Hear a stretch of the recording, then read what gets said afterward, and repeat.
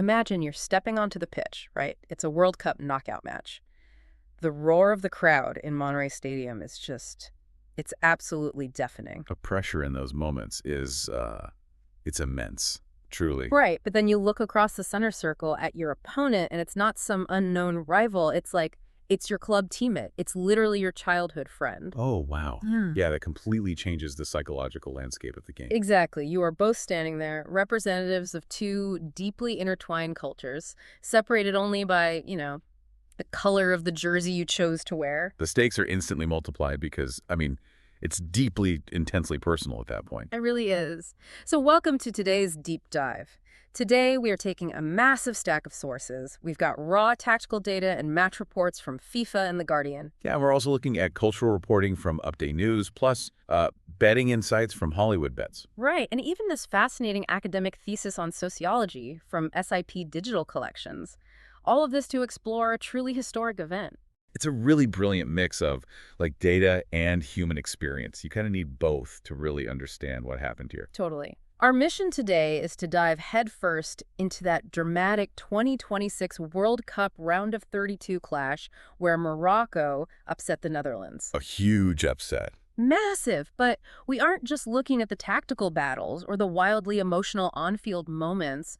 We are going to explore the intense, real-world sociological pressures faced by Dutch-Moroccan dual citizens. Yes, it's a heavy topic, but it's so crucial to the story of this match. Okay, let's unpack this. I was looking at the Dutch group stage numbers before this game. 10 goals in 3 matches. Yeah, they were on fire. Right. They put 5 past Sweden alone. I fully expected them to come out and just suffocate Morocco. Why didn't they? Well, because Dutch coach Ronald Koeman did something highly controversial. Okay, how so? Historically, the Netherlands are these European powerhouses, right? Famous for their traditional 4-3-3 formation. Right, the whole total football thing. Exactly, that attacking, fluid style of play dating back to Johan Cruyff. They were fully expected to dictate the game. But they didn't do that at all. No, they didn't. Instead, Koeman completely abandoned that attacking identity. He set up a very cautious, 5-man defensive backline and employed what tacticians call a low block. Yeah, I saw that Goal.com gave Koeman a brutal 4 out of 10 for his tactics, basically accusing him of playing scared. Which is a harsh rating, but, understandable from a fan perspective. But for anyone who isn't a hardcore football tactician, what exactly is a low block, and why is it so frustrating to watch? So, geometrically, a low block means dropping your defensive and midfield lines incredibly deep into your own penalty area. You are intentionally collapsing the space. Like parking a bus in front of the goal? Pretty much, you're denying the opposing forwards any room to run in behind you. You're essentially forcing them to pass the ball side to side, just harmlessly in front of your defensive wall. Oh, I see. So you aren't even trying to win the ball back. Right. You aren't trying to win the ball high up the pitch. You are daring the opponent to try and thread a needle through 10 defenders. But if you have immense attacking talent, why surrender the ball entirely? It's like owning a high-performance sports car and deciding to just park it in front of the garage. It is a bit counterintuitive, yeah. Because of that setup, Morocco ended up dominating with 70% possession against the Netherlands. Having the opponent hold the ball for 70% of the game seems like a complete death sentence for a defense. Well, that's the paradox of the low block. Possession doesn't always equal penetration. Interesting. Morocco had the ball, but they were holding it in non-threatening areas. What's fascinating here is how the opposition viewed that exact same tactical decision. Because the Dutch fans obviously hated it. Right, they hated it. But the Moroccan head coach, Mohamed Ouabi, saw it entirely differently. Wait, really? How did he see it? According to the Hollywood Bets report, Ouabi wasn't insulted by the Dutch tactics at all. He actually saw it as a massive form of respect. Oh. Yeah, he realized that the Netherlands, a historic titan of the sport, was so wary of Morocco's attacking threat that they completely altered their national identity to defend against it. That is a wild psychological pivot to make in real time on the touchline. It really is. But that tension on the pitch, knowing one mistake and a defensive block could cost you the tournament, that has to take a physical toll. Oh, absolutely. The physical and mental exhaustion is huge. Especially when you factor in the officiating. I was looking at the Athlon sports statistics, and the referee was Brazilian Wilton Pereira Sampaio. Ah, yeah, Sampaio. He is known for being quite strict. Strict is an understatement. He issued 3 red cards in the tournament opener alone. That sets a terrifying baseline. One slightly mistimed tackle and your World Cup is just over. And despite that looming threat, the game was intensely physical. The Dutch defender Jan-Paul van Hecke was actually bleeding from the head after repeated aerial clashes. Yeah, I remember seeing that. It was brutal. It became a war of attrition. You have two teams who know each other so well, grinding each other down minute by agonizing minute. And breaking through that grind brings us to, honestly, the most staggering human element of this match. I really want to talk about Dutch forward Cody Gakpo. Yes, that was such a heartbreaking storyline. It was. The Guardian report details how Gakpo made the decision to play this match despite the tragic loss of his unborn son just days prior. It's a weight that is, it's almost impossible to comprehend. It really is. When you think about how profound grief physically manifests, the sheer exhaustion, the brain fog, the emotional depletion. Yeah, it drains you completely. To push through that in a high-performance, high-stakes environment is staggering. And then in the 72nd minute, after a hydration break where the Dutch finally managed to string a counterattack together, Gakpo collects a loose ball. He fires it into the net. He scores. The release of emotion in that stadium was palpable. Even through the TV, you could feel it. The image of him dropping to the turf, tearful, pointing to the sky, while his teammate Denzel Dumfries and the rest of the squad just engulf him in support. Yeah. It transcends sports. It really does. It's just a deeply profound human moment.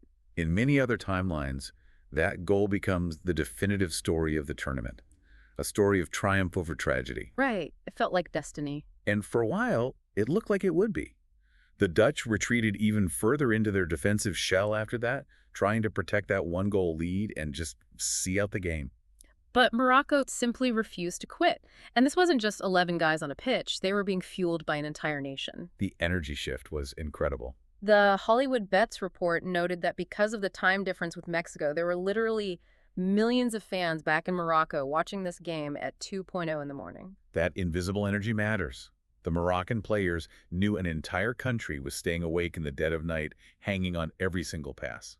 And in the 91st minute stoppage time, the dying seconds of the game, that resilience paid off. It was a beautiful play, too. Yeah, Moroccan substitute Kemsdin Talbi whipped a beautiful cross into the box. And Issa Diop, who eventually won player of the match, rose up and headed in a thrilling equalizer. 1-1. That completely broke the Dutch hearts and forced the game into extra time. Which was basically a stalemate, right? Extra time was tense, largely because the Dutch goalkeeper, Bart Verbruggen, made some absolutely heroic, point-blank saves to keep them alive. He was playing out of his mind. So it goes to a penalty shootout, the ultimate test of nerve. And the Dutch, they completely collapse. Quinten Timber and Justin Kluivert both missed their shots terribly. Just completely fluffed their lines. Yeah. And then the Moroccan keeper, Yassine Bounou, who, by the way, has a history of heroics in World Cup shootouts, he saves a crucial shot from Crescencio Somerville. Bounou is a wall in shootouts. He is, leaving Ismail Saibari to step up and score the decisive penalty, winning the shootout 3-2 for Morocco. It was a highly dramatic implosion from the penalty spot by the Dutch. I want to break down that collapse, though.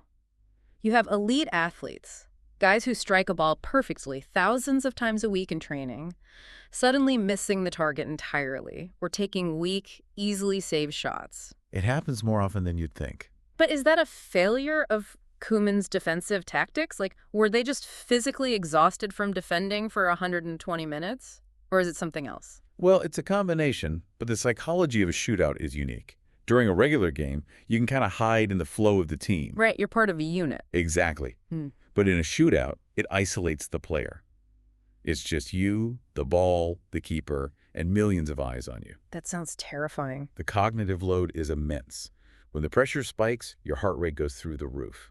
Instead of relying on automatic muscle memory, which, as you said, these guys have spent decades building, they often revert to conscious thought. Oh, they overthink it. Precisely. They start thinking about the mechanics of the kick, the angle of their plant foot, the exact placement of the shot. And the moment an elite athlete starts consciously thinking about a highly rehearsed physical action, their mechanics get clunky. They choke. They choke. And the pressure in this specific match was exponentially higher than a normal World Cup tie. Right, because the ties between these two nations aren't just historical. They are incredibly present. The Update News article points out that there are over 400,000 people of Moroccan descent living in the Netherlands. Exactly.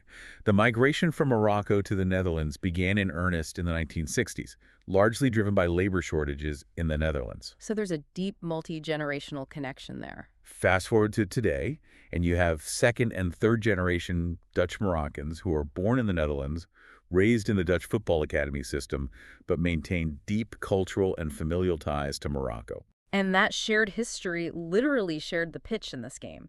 You had Moroccan players like Ismail Saibari, the guy who literally scored the winning penalty, and Anas Saladin, who just weeks prior had won the Dutch domestic championship with PSV Eindhoven. Yeah, playing right alongside Dutch midfielder Gus Till. Exactly. They were spraying champagne together in May and trying to knock each other out of the World Cup in June.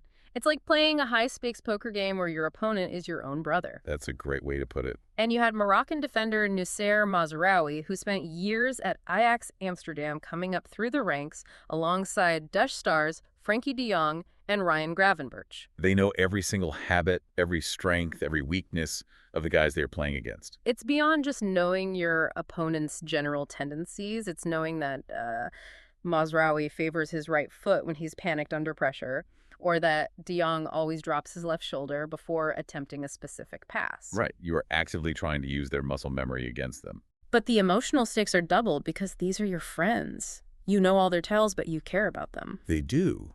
But the players approached it with ruthless professionalism.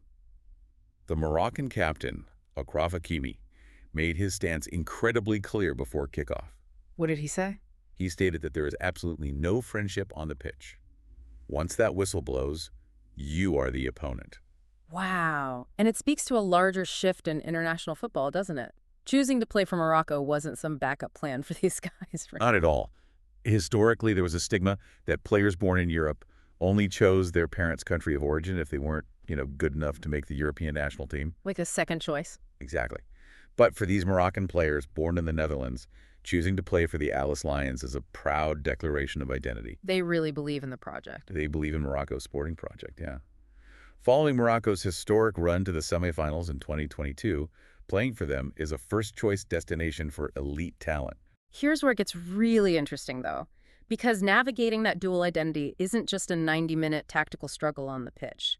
It's something society constantly judges these players off the pitch. It's a massive issue. There's a fascinating sociological framework for this in the academic thesis we pulled from SIT Digital Collections. It's a vital piece of the puzzle, really. Yeah. The paper breaks down the sociological framework in the Netherlands, specifically focusing on the concepts of autochthones and allochthones. Okay, can you define those for us? Sure. So autochthones essentially refers to native white Dutch citizens. Allochthones refers to immigrants, or those with a migration background. Got it. The paper details how Moroccan men, specifically, often face a harsh stereotype in society, unfairly framed in public discourse as problematic immigrants or associated with petty crime. I want to pause here for a second and make something explicitly clear to you, the listener. In diving into this academic paper, we are not taking a political side. We are not endorsing any specific Dutch immigration policies or political stances from the left or the right. We are simply impartially reporting the academic findings from this thesis on how media and sports fans frame these specific athletes. That's an important distinction to make, because the thesis highlights a very real phenomenon that occurs when these young men step onto the football pitch. What's the core finding? If we connect this to the bigger picture, it's a concept known as conditional acceptance. Sports offer a way to transcend those negative societal stereotypes, but the acceptance they find is entirely conditional on flawless performance. Flawless performance and absolute loyalty to the majority culture, right? Yes. The thesis quotes the famous footballer Mesut Ozil, who is a Turkish-German dual citizen, and he perfectly summarized the mechanics of this feeling. He said, "I am German when we win, but I am an immigrant when we lose." Man, that quote just hits you right in the chest. German when we win, immigrant when we lose. It's incredibly powerful. And the academic study proves this by tracking the specific media framing of 3 different Dutch Moroccan players, analyzing how the sports journalism language subtly coded them based on which national team they chose. Let's look at the first case study, Sofiane Amrabat. So Amrabat was born in the Netherlands, utilized the Dutch youth development system, but ultimately chose to play his international senior football for Morocco. And how did the public react? The study found that the mechanism the Dutch fans and media used was heavy othering. Othering, meaning they actively stripped him of his Dutch identity, because the specific words used in the quotes from the study are brutal. Yeah, they really are. Fans called him a traitor. They called him ungrateful for using Dutch resources and education, only to abandon them. Notice the word ungrateful, though. That implies a transactional relationship, not true citizenship. Wow, yeah. I didn't think about it like that. He was reduced entirely to his immigrant background the moment his talent no longer served the Dutch sporting interest. Now, contrast that mechanism with the second case study, Hakim Ziyech. Ziyech's media portrayal is fascinating because you can actually track how the narrative shifted dramatically in real time. Right, because initially, he had declared he was going to play for the Netherlands. And during that window of time, the media called him loyal and a brilliant citizen. They used language of ownership. Exactly. They claimed his success as a Dutch success. But then, after an injury and some internal friction with the Dutch coaching staff, Ziyech changed his mind and committed to Morocco. Instantly, the narrative flipped. Almost overnight. Fans and media stripped him of the loyal tag and started labeling him that Moroccan. The sports journalism began subtly highlighting his mistakes rather than his brilliance, which is just so insidious. The most defining quote the study pulled from a fan forum was someone telling Ziyech to simply be Dutch or don't. Be Dutch or don't. No middle ground. No room for a multifaceted identity. Which brings us to the third player in the study, Mohamed Hiatarin. He was a 17-year-old prodigy, and unlike Amrabat and Ziyech, he chose to play for the Netherlands. And the media reaction to him was the polar opposite, right? Completely. He wasn't othered at all.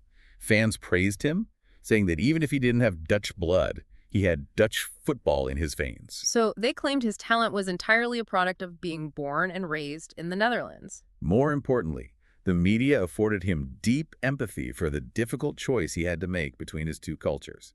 Empathy that was completely denied to the players who chose Morocco. I have to say, it just seems incredibly unfair. It's as if society is telling these young men they have a dual-core processor inside of them, but they are only allowed to turn one core on. That's a really good analogy. They must perform a flawless, perfect version of Dutchness to be accepted by the majority, and the very moment they decide to embrace their Moroccan heritage, their Dutch identity is immediately revoked and they are outsiders again. That's the heavy burden of conditional acceptance.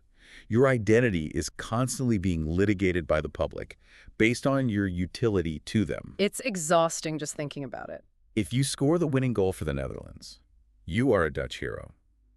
If you choose to represent the country of your parents, you are an ungrateful outsider who stole resources. It completely erases the reality that a person can hold two cultures in their heart simultaneously. Which many people do. So what does this all mean? Why does a football match in Mexico matter to you, listening to this right now? It's about so much more than the sport. Well, whether you're watching a World Cup match or just navigating a multicultural workplace or sitting in a classroom, we all deal with the pressure of identity, of belonging, and of how we are perceived by the majority. Exactly. This match wasn't just 22 men kicking a ball around on the grass. It was a mirror. It was a reflection of migration, of complex identity, and of the modern globalized world we all live in. And this raises an important question, and it's a thought I want to leave you with, drawn directly from the globalization section of that academic paper we looked at. Yeah, I wanted to get to this. Throughout all this media coverage, journalists and fans frequently refer to these young players as assets. Right. They talk about them being snatched by another country or retained or fought over in a tug of war. Like they are objects on a shelf. Precisely. If international football is supposed to be the ultimate celebration of national pride and cultural heritage, what happens when the global sports machine reduces a human being's incredibly complex, deeply personal dual identity to nothing more than a commodity on a transfer market? That is something for you to mull over the next time you tune into a big match. Next time you see two players line up against each other, players who might be club teammates, childhood friends, and representatives of intertwined cultures. They're carrying a lot on their shoulders. They're carrying a lot more than just the hopes of a fan base. They are carrying the weight of who they are allowed to be. Thanks for joining us on this deep dive.